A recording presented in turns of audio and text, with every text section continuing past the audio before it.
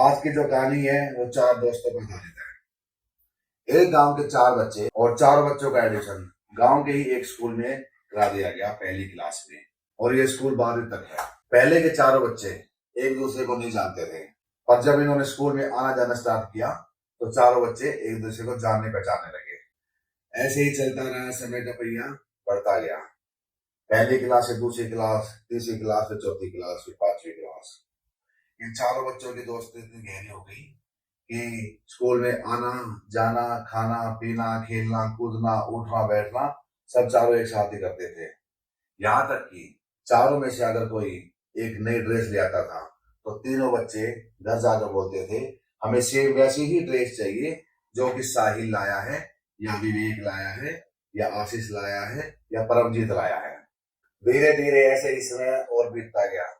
उनमें से एक की शादी हो गई, मगर उनकी चारों की दोस्ती में कोई भी दूरियां नहीं आई, बल्कि प्यार और भी बढ़ गया। समय समय पर चारों एक दूसरे की सहायता भी करते थे। आज भी चारों किसी समारोह में जाना है या विवाह में जाना है तो चारों सेम ड्रेस सेम शूज पहनकर ही चारों जाते थे। पूरा गांव उन चारों दोस्तों की मिसाल देता था कि दोस्ती हो तो इन चारों जैसी। वो रात आ गई पूरे गांव वालों को जब चारों की मौत की खबर सुनी। पूरा गांव दहल गया। उनका परिवार का रो रो के बुरा हाल हो गया। चारों को मौत हो गई एक साथ। ये सुनकर बच्चा बच्चा रोने लगा। जब चारों के अंतिम संस्कार की बात आती है तो पूरा गांव बात करता है कि क्यों ना चारों की चिता एक साथ जलाई जाए। इस पर गांव वाले बात करते हैं और सहमति ये होती है कि चारों की चिता एक ही बनाई जाएगी, उनका अंतिम संस्कार किया जाएगा। जब पूरे गांव की सलाह बन जाती है तो अंतिम संस्कार उनका एक ही साथ किया जाता है। चारों की एक ही चिता बनाई जाती है। चारों के फैमिली मेंबर आकर उनको मुखाग्नि देते हैं। आखिर क्यों चारों को एक साथ मौत आई, आज इस कहानी में ये जानने की कोशिश करते हैं। आज की जो कहानी है वो सच्ची घटना बता देते हैं। मैं हेमंत, उत्तर प्रदेश का जिला शामली, जहां पर पानीपत हाईवे निकलता है, उसके पास में जो फ्लाईओवर है, जिसने ये मंजर अपनी आंखों से देखा था, वो बताता है कि यहाँ से एक गाड़ी जो हरिद्वार की तरफ जा रही थी और फ्लाईओवर से आगे कैंटर में जाकर उसकी भिड़ंत हो जाती है और ऑन द स्पॉट उसमें आग लग जाती है, जिससे इतना तेज विस्फोट होता है कि आग का गुब्बारा आसमान की तरफ जाता है। जब लोग गाड़ी के अंदर जाग रहे थे तो एक ने पुलिस को फोन कर दिया, शामली पुलिस थाने में।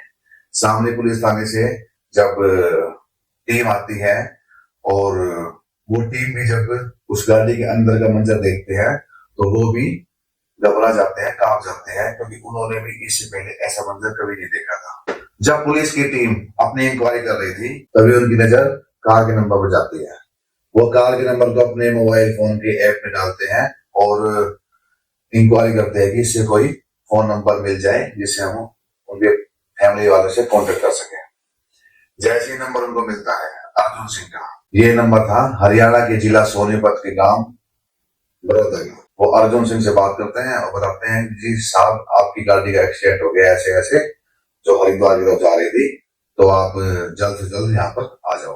अर्जुन सिंह को ये जैसे ही पुलिस से खबर मिलती है तो वो गांव के लोगों के साथ मिलकर पानीपत हाईवे पर पहुंच जाता है जहां पर एक्सीडेंट हुआ था।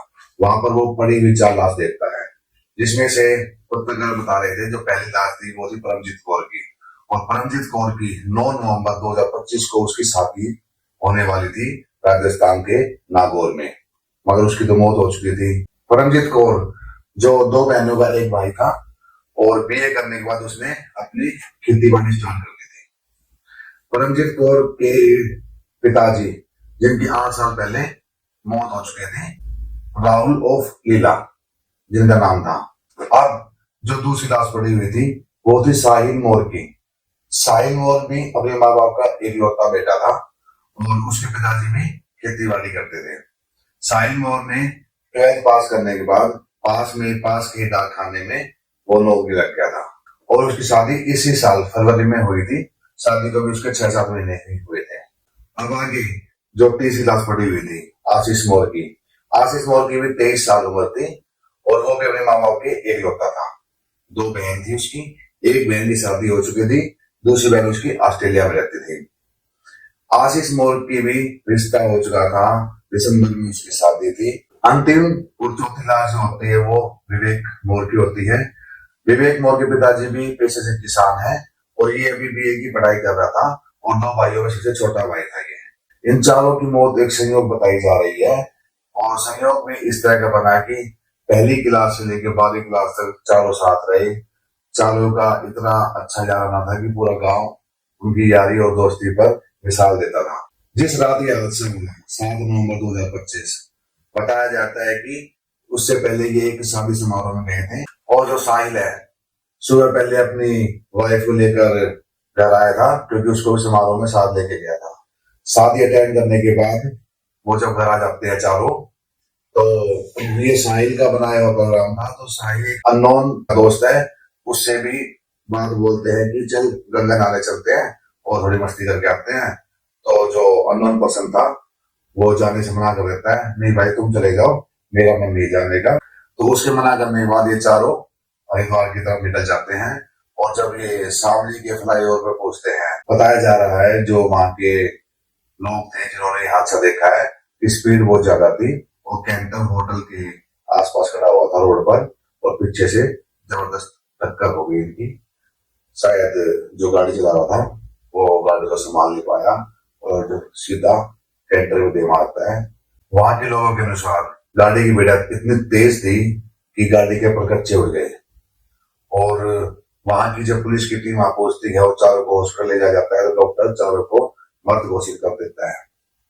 वहां से 8 नवंबर को चारों का पोस्टमार्टम के बाद उनके डेड बॉडी को गांव में लाया जाता है और गांव वाले बैठकर डिसाइड करते हैं कि उन्हें चारों को एक साथ ही चिता पर अंतिम संस्कार दिया जाए और गांव का फैसला होने के बाद बिल्कुल ऐसे ही किया जाता है। चारों को एक ही चिता पर लिटाया जाता है और अंतिम संस्कार दिया जाता है। साहिल को अंकित नाम का बच्चा होता है उसका, वो मुखाग्नि देता है और विवेक को उसका भाई राहुल मुखाग्नि देता है।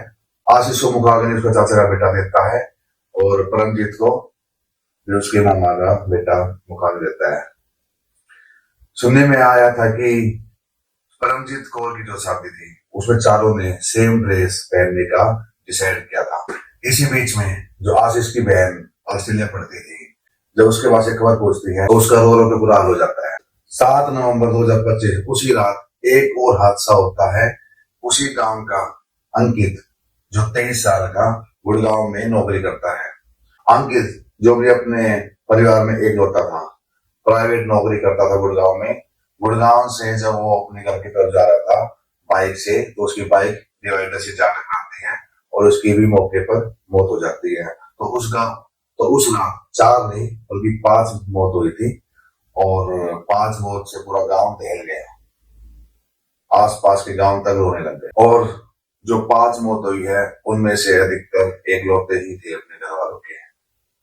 तो इसका मुख्य कारण गाड़ी की स्पीड ही बताई जा रही है। तो इस कहानी के माध्यम से मैं सभी नौजवानों को और मेरे दोस्तों को यही जागरूक करना चाहूंगा कि जितना भी हो सके रोड पर धीरे चले, सावधानी से चले, दुर्घटना से बचे। तो ये थी आज की कहानी। फिर से मिलते हैं नेक्स्ट एपिसोड में एक नई कहानी के साथ। राम राम दोस्तों।